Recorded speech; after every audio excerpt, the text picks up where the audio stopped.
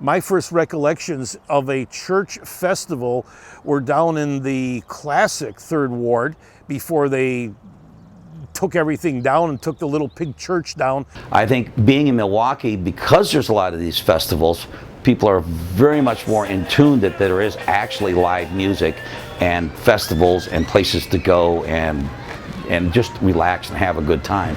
Where around the country, there's not as much of that in any way, shape, or form. Got a brand new game for the pig paddles. Your chance to win a 3-pound box of brats, 3-pound of Italian, or 2 summer sausages.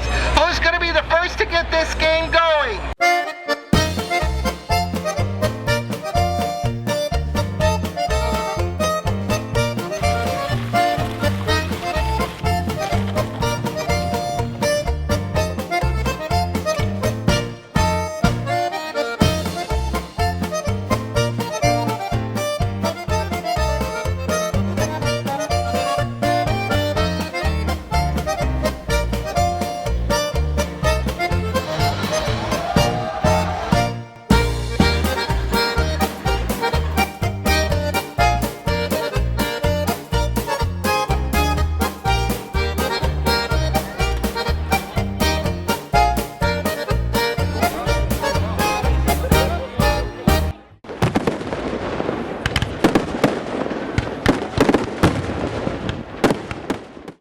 My name is Ken Malshevsky, and I was in charge of the festival at St. Gregory the Great for 28 years, and I was one of the founding fathers of the Council Festival Committee, CFC, back in 1991. CFC is a 501c3 nonprofit organization that has members consisting of events and vendors. And events are any of the church events or community events, whether they're like part of Lions groups, firemen, or even local communities that host an event. And this year alone, we have roughly 120 different events. What I like about Milwaukee with the CFC is I think it's great that they created a network and they help each other. The different churches can bounce ideas off each other or talk about bands they used or vendors they used, different distributors they may have used, and it's a help. And we have one goal in mind: to raise money to support our organizations.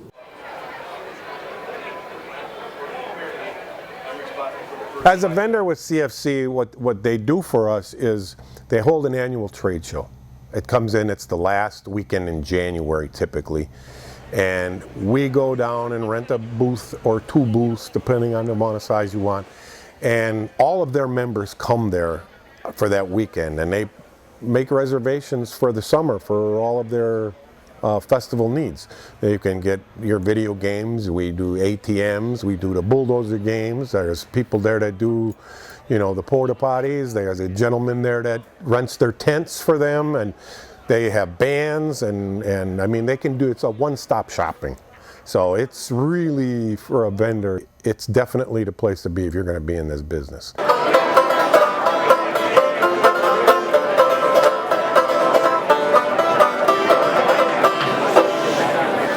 David Drake, and I'm with Organic Arts Limited. We're a cooperative of professional performing artists who are displaying here at the CFC Festival, and we're the folks that do the family shows. We're not the 8 o'clock at night beer tent crowd. We're grandma and grandpa and the kids and everybody in between. Really, Friday night, Saturday night is in the Milwaukee, southeast Wisconsin area is always known as party night. That's when you bring your big guns, as it were, out to draw the people in. The afternoons are relegated more to the family atmosphere. Certainly Sunday afternoons, a lot of the parishes will run towards families. So your Sunday afternoon may be more polka band, maybe a little bit more adult variety rather than country or rock or a certain genre of music. Well, looking back at the many years that I've been playing, and again, a lot of festivals, we've run into some inclement weather, extremely hot weather, but nonetheless, you're there to entertain, and if these people that are 70, 80, 90 years old are out there dancing, you better be up there playing. We're both going to be 80 this year. He's much older. His birthday is September, mine's the day after Christmas. To keep everybody straight, I keep a book of all the different bands and make little notes of when I listen to them and are they any good. But there's a few bands that are regulars. If you go to any other festivals, there's regulars that might have one band that plays there every year. And my band is the Toys. They come back every year, and every place they go, it's wall-to-wall people. The Toys are probably my favorite, and they are at almost every church festival. The two big bands out there now are the Toys and Rhythm Method. And Rhythm Method offshoot is Light Up. But there's so much sticks you can listen to.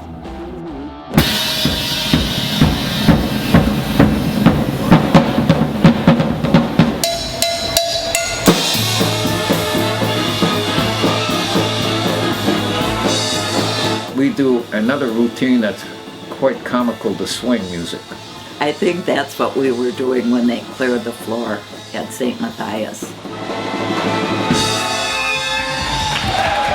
We've got about 600 or 700 songs in our library. You can only do 38 to 40 songs in a 3-hour period. But I pick out what the festival will like. We start out with something fast and slow, and I really like Latin. And I just try to program it what I think they'll like. Doing set lists or picking songs to play, it's really, can I say crapshoot? It really is. But what happens is that, first of all, folks don't dance unless they've heard the song. We don't play songs because we like them. We play songs that we found fill a dance floor, have that magic button. And here we are in Wisconsin, and our demographic is an older, let's just say a lot of them have a Northern European heritage. The great rhythms of the world did not come out of Northern Europe.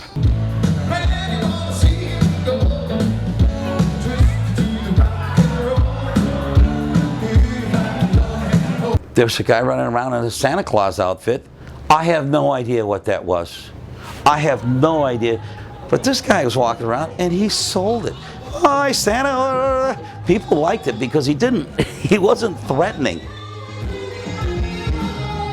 When I go see a band and it's festival season, I'm looking where the alcohol is. As long as you see bottles or cups in their hand, the band is doing their job.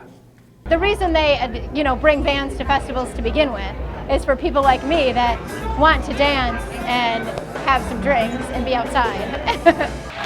All right now, here's a song called Shack and Shambles from our new record.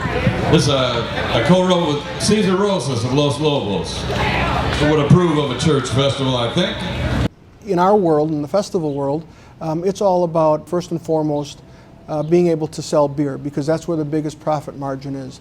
And in order to do that, you have to get bands that you can afford that will get you the biggest draw in order for you to be able to sell beer. But I says, how many barrels did we go through? And it was Friday night, 53 half barrels we went through on a Friday night. And it was pouring rain because everybody came in a tent and was rocking with the band.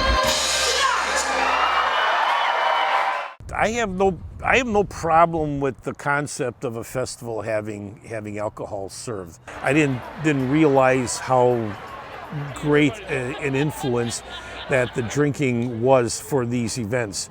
At St. Gregory's, it got to be about 60% of our revenues were derived from alcohol.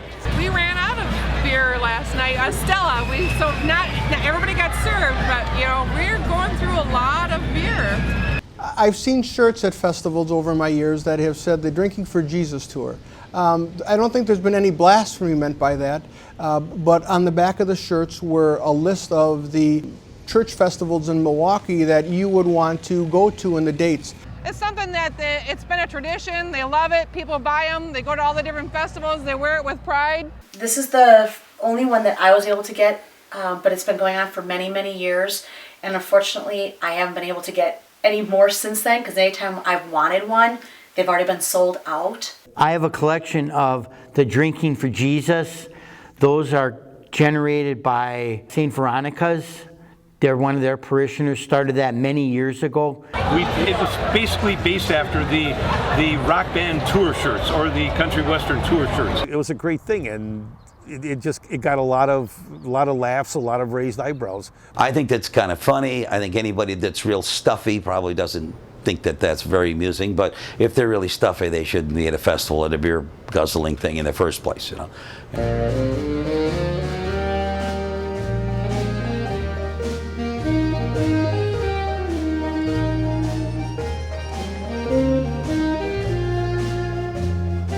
The polka mass, as we know it today, got started in the early 70s in a very small town in northern Minnesota. And of course, it caught on and became very, very popular. The polka mass is great, and you watch the congregation during the polka mass. Everybody is tapping their foot and almost jumping out of their seats. I started doing them in Milwaukee, I think probably in the late 70s when we had requests here for different parishes to tie it in with their church picnic. And it became a very good way to get the people to Mass and then out to the grounds to drink beer and eat chicken and dance to polkas. The polka plate is just a way of saying we're having a polka mass and now polka music. It's a Polish sausage, it's some, or a brat or whatever the person wants so that we can serve food to the people in Johnson Hall. And on Sunday, we have a chicken dinner. The gentleman who does that, Joe Bukowski, he comes in here at 3 o'clock in the morning to start the charcoal. We were flooded out last night. This was a pool. So we run out to Home Depot at 10 o'clock and get 400 pounds of sand. Say, let's get up early. Nobody could sleep in anticipation. So we serve, 500, close to 600 meals. These guys are all alma maters of the school, makes it special, and that's why I'm so proud of the crew, really, and it makes it all worth it. And then when you go in there and see how many people are and enjoying it and all the compliments, so it's just been, it's tremendous. On Friday, everybody has a fish fry. The Knights of Columbus, from down the street, helps us make it happen, and parishioners help us put that together. We like to help out the churches. This is my home parish, Divine Mercy. We try to do something every year to help the festival. We enjoy doing it, and it's very profitable for the churches. It's nice to see them make money, that we can help out and make a difference. We're serving cod. We used to serve haddock, but the price of haddock just went up way too high. So we went with cod, and people seem to enjoy it just as good. And we do the baked fish also. We prepare for at least 700 dinners. Tonight I came for the fish fry because I haven't had fish fry in a while, and it was delicious. I try to be a healthy eater, so I've always eaten the baked fish. And then they always have like all the different kinds of salads that the volunteers make, which I'm always surprised about, like how much effort goes into like the individual volunteers, like making all of the different other foods to accompany the fish.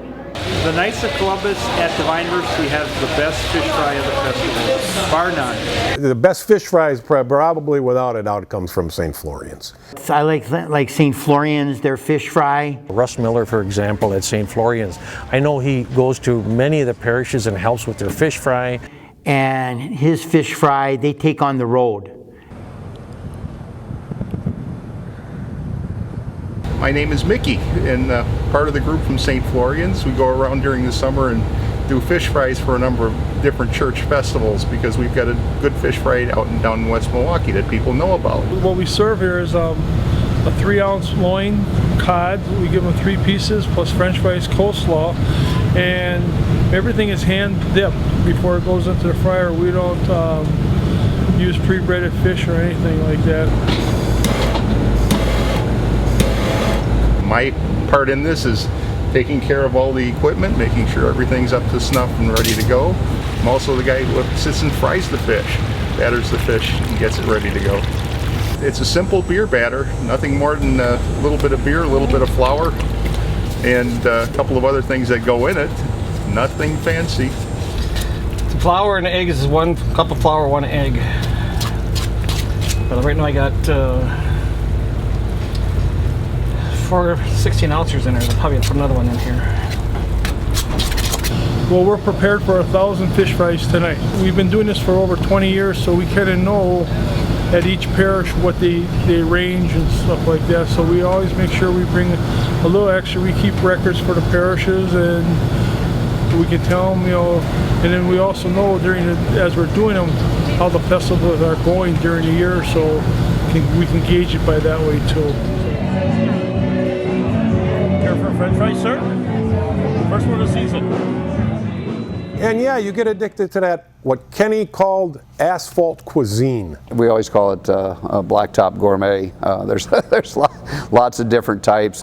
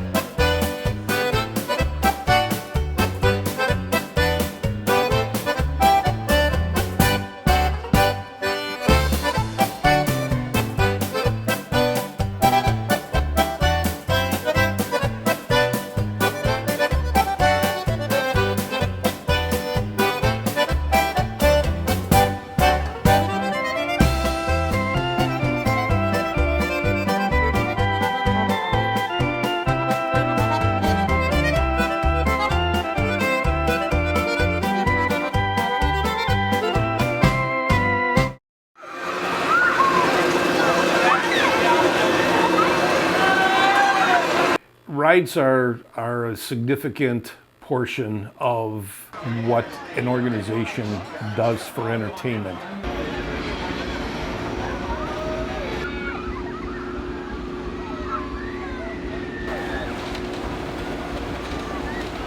Rides do attract people. They attract family because the kids like to go on rides, but the ride is short-lived. You're looking at timing of only a few minutes, so 3 minutes, maybe 4 minutes, and that's it.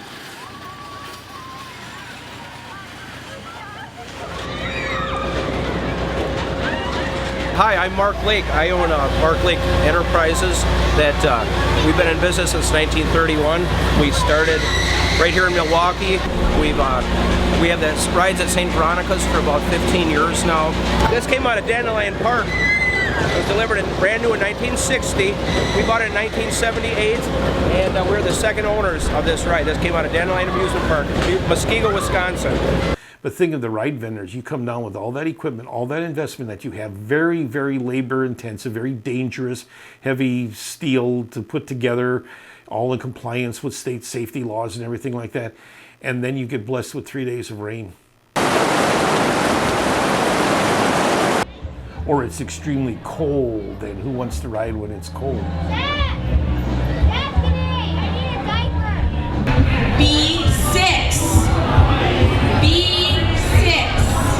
One of the things that I like about the Divine Mercy Festival that I wish more festivals would have, they have sort of like a line of like what they would call like adult games. So of course they have all like the little kiddie games, which I'm sure, you know, brings in a lot of money, but like just like the adult games, some of the gambling is like, I like the spot game a lot, and the pull tabs and the raffles, like that's super unique to festivals. And they'll have things where they're raffling off like bottles of wine, or where they have like the rings and you would toss it over bottles of liquor and win. When the band is on like break or before the band starts, that's like something a little extra that they kind of engage adults into that I always really enjoy. And I know my boyfriend enjoys it because he's a gambler.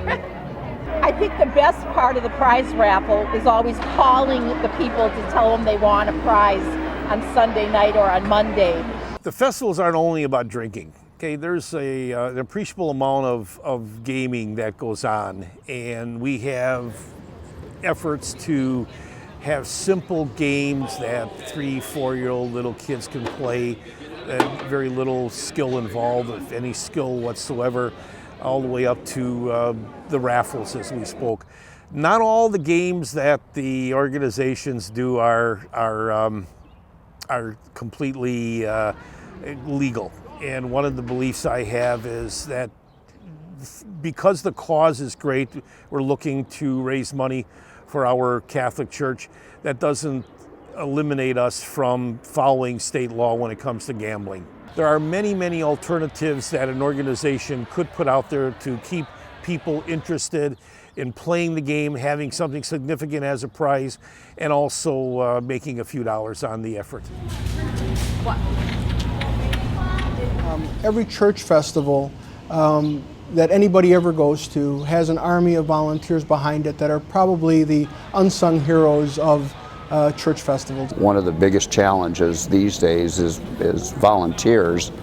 It's very, very hard to get people to give up all of the dedicated hours to actually helping run the festival. Well, I think it's changed just like the church has changed. There aren't quite as many in the pews as there used to be, and so one of the difficult things, that not that it always hasn't been there, was getting volunteers, workers to man that huge operation. To make the festival happen, I need 600 volunteers for the weekend. So many people that volunteer for that take their vacation to run their festival, because it takes days to get it up, a couple of days to get it torn down. But they love doing that. You don't even realize the amount of hours you put in. Last night I was here till, I didn't get home until 1 o'clock in the morning, and you're up and starting all over again. And I started at like noon. I took off my regular job to come down here, and we'll be out of here maybe 9 o'clock tonight. The vendors get paid, the volunteers do not. You cannot fire a volunteer, so you just redirect their talents. We've both, Sharon and I, have been volunteering at the St. Veronica Festival in the children's area for the last 10 years. It's a shame a lot of the church festivals have kind of gone to the wayside because there's so many other things going on. Plus, it's hard to get their parishioners to come and donate their time and spend the weekend to support what is needed to put on a festival. It's a year-long planning event. There's one festival, what I'm understanding is their 55th year this year, and it's going to be their last. Many people have asked us, why is this our last festival? And the biggest reason is the risk that's involved. You'll spend $90,000 to $100,000 on operating the festival, so you have to make that just to break even. You're at the mercy of the weather and the patrons in attendance. And unfortunately, with the economy, people don't have the disposable income they once did. Getting the permits has become a little more onerous. The city of Milwaukee adopted the International Fire Code, so it's more stringent. So it's even changed the size of the tents and where we can place them, where we can put our rides. So it's just more constraints on us. it is heartbreaking that this is our last year of the festival. All of us here, all the volunteers, we put a lot of blood, sweat, and tears into this festival. It's our family. We love doing it. We just do it because we love doing it for the community. People come in, we have fun, and unfortunately, it came to a group vote, and not everybody was for it, but it was the best decision that came. The sad part about why it's closing, when we started the whole electric company grounds, was the Midway. And when we couldn't use the Midway anymore on the electric company grounds, then our footprint for this festival became half of the size. And so that's really our biggest problem. We have a very, very small footprint here. We thought we'd have a commemorative t-shirt, 55 years. I closed St. Veronica's. Thank you for the memories. They're flying off the shelves. Last night we had to call the company who's making the shirts. We have to order more. We ran out of shirts in 2 days already. So what we thought was a hard sell, we can't keep up with the sales. So that's a big thank you to our parishioners and to the guests that come here. We're gonna miss it. The St. Veronica Festival has been amazing. Yes, it's been amazing. We've had the best fun for the last 10 years and beyond. When's it gonna hit you the most? Tell me. It's already hit me because I create the PowerPoint slide, so we can run a slide to honor all the businesses that may donate. So last night I was creating the PowerPoint slide, and I was crying. I was like, I won't be doing this again. And even you meet friends and the solicitation, it's almost like a funeral. But I mean, what are you gonna do? You know, St. Matthias down on 92nd and Beloit, I think it's 92nd and Beloit, and I think they were shut down for about 20 years.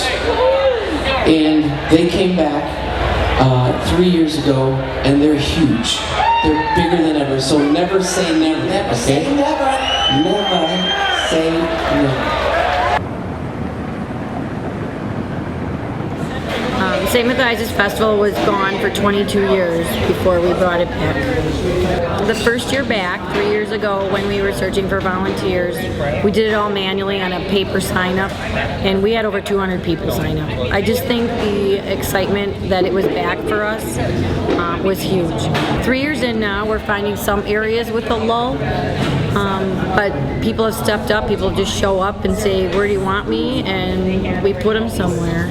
Since we've been back, the first year was pretty busy that weekend. I think people were excited we were back, so they wanted to see what it was all about. I know we had a line for the fish fry that was out the door in the parking lot, and we had to turn many people away because we sold out. We figured we'd maybe do about 300 fish fries, you know, because for the first time, but that was sold out in 45 minutes, so we learned our lessons.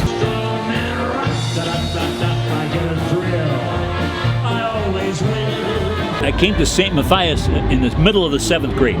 This was just an entire open muddy field. There was nothing here. From Oklahoma over to Beloit. So that was, I say, this is really, really meaningful to me. I hope the future will be around for a while.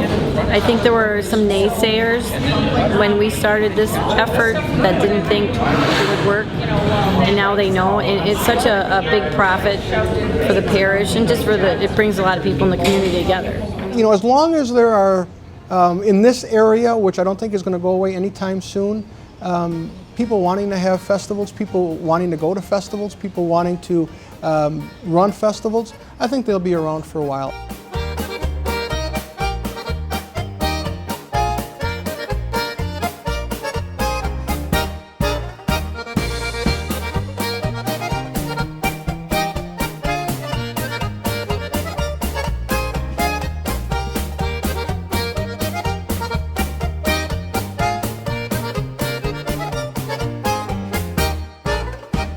I can recall one Saturday afternoon there were a bunch of bikers, and I love bikers. They spend lots of money.